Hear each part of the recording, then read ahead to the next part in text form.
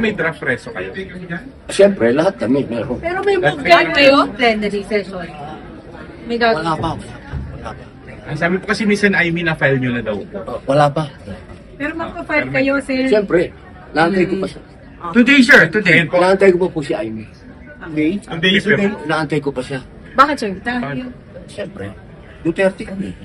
Sir, yung kay Sen Bato, isasama nyo na po. Yung kay Sen Bato. Naantay ko pa sila. So, isa na lang po. Para isa na lang po. kinonsult nyo si VP Sara tungkol. Wala.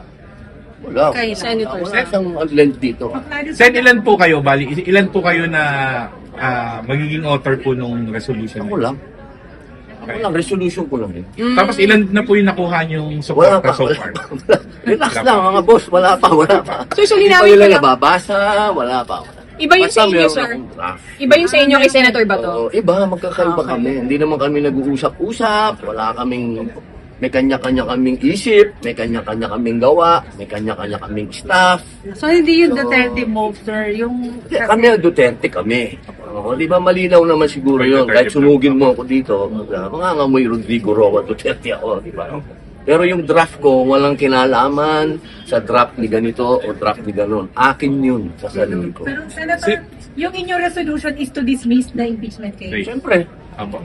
Ano pong fan po, Ano Sen, pa? ano pong magiging basis po nung discussion? eh di parang binasa mo na yung ano. Okay lang, Okay, okay lang. boss. Salamat.